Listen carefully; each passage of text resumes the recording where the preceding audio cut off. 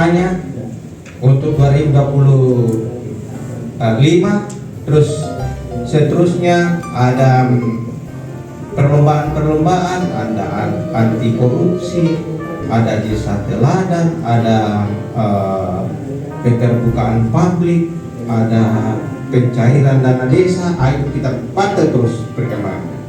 Bapak Ibu yang saya hormati, banggakan di sini baru masuk di kepemimpinan.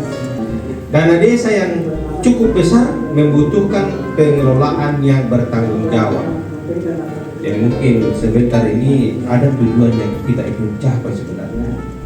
Apa yang ingin kita mau capai di pertemuan ini? Kita lihat Bapak Ibu, kalau di desa itu kan melihatnya ada dua sumber dana, dua pertama, dua satu dari dana pusat, satu dari kabupaten. Perkembangan teknologi informasi membawa dampak positif dan negatif iyo. Dari video desa kadang maniwaya sisilan SPKB ya. Dibutuhkan kepemimpinan yang berintegritas, inovatif, efektif, dan konstruktif di desa. Awas ini desa terus nggak sebut di sini karena memang kita ini orang desa. Apa maksudnya? Jadi pemimpin di desa juga itu kawan-kawan harus profesional. Apa profesional? Profesional itu bertanggung jawab, punya etika, dan tahu tugas. Ya, harus di situ letak. Tapi khusus hari ini integritasnya. Ada radisan, ada siltab. Apa itu siltab? Keadilan tetap, perangkat dan kepala desa Ada di kepemimpinan demokrasi transformasional. Kalau menurut saya pribadi, ini berasal dari kata transformasi, berarti perubahan dari yang sebelumnya menjadi berkembang menurut kondisi perkembangan modern zaman sekarang. Namun di desa kita ini sudah sering dilakukan, tapi saya lihat sebagian kita belum memahami. Mohon maaf ya, belum memahami sebenarnya apa itu transformasi. Sebenarnya sudah berjalan di semua desa karena adanya awal perencanaan itu sering dilakukan bentuk musdus, lari ke musdes, kemudian dibawa ke kecamatan. Itulah bentuk kepemimpinan transformasional, memberi kesempatan ruang kepada masyarakat yang bisa berinovasi. Terima kasih. Baik, mantap. Ya. Iya, terima kasih banyak Pak Kadis atas kesempatan ini. Tentu bahwa di nama saya itu, ya saya kira sangat sedalam-dalamnya itu ditaruh Pak Kadis tentang kondisi kami di masa. Pertama, saya ingin sampaikan teman tadi pertama tentang SDM, kemudian ada begitu banyak yang memang kami benahi di desa. Contoh saya Pak, sudah 2 periode menjabat kepala desa, dan saya mau sampai hari ini bagaimana desa saya setara dengan desa lain. Cuma karena pertama faktor SDM, kemudian memang kalau itu memang saya Pak masih sangat daerah tertinggal. Tidak mau saya akui karena pertama masih banyak masyarakat miskin saya, dan pola hidup masyarakat saya di desa Usaha itu ya pola hidup hanya konsumsi hanya tanam padi untuk dimakan, bikin kopi sayuran untuk dimakan, karena tidak ada ruangan dari pemerintah kabupaten yang membantu kami bagaimana memajukan desa kami. Dan sehingga ketertinggalan kami baik sumber daya, tapi di desa kami ini optimis peluang KM. Beruntunglah kita bisa bedakan perkembangan itu, sehingga kita bisa belajar anak kita supaya jangan sampai ketergantungan teknologi. Teknologi pakai sisi yang positif.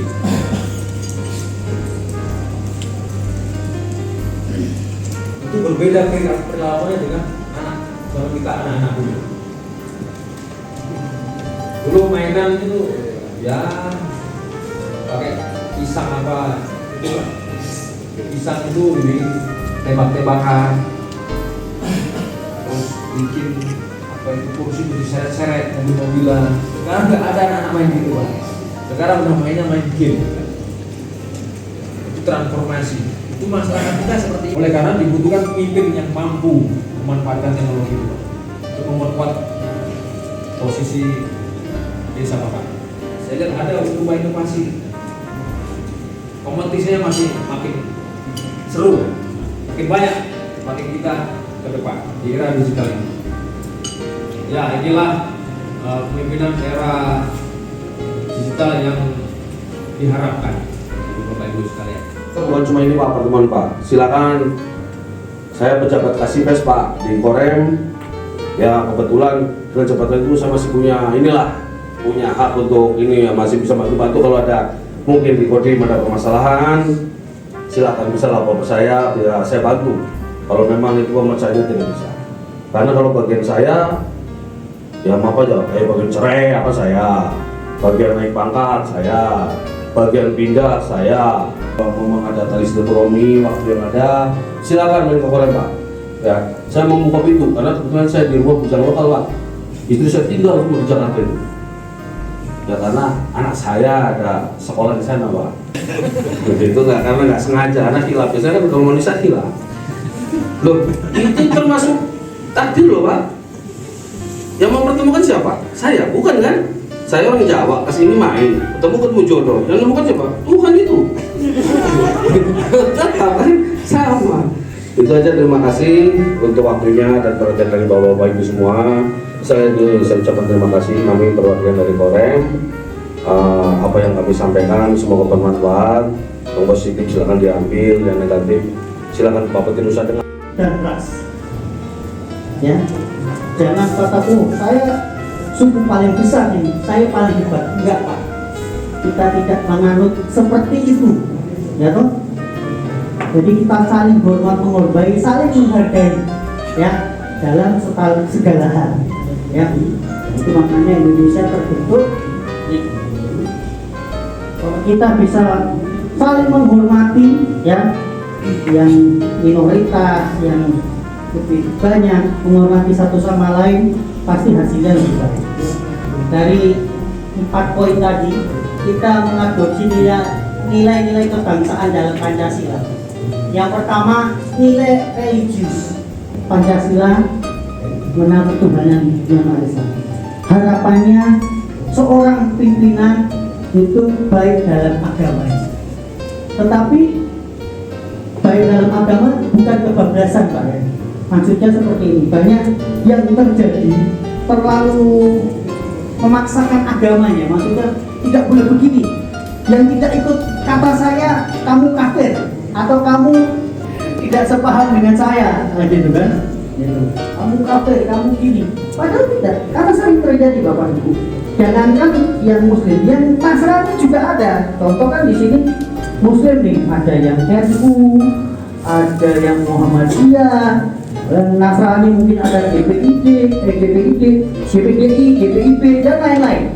Karena dia mungkin dapatkan doktrin yang salah, pengajaran yang salah. Ada orang datang sholat di masjidnya dinilai kafir, dinilai najis, sampai orang itu keluar dipelak itu waktu tadi dia sholat itu.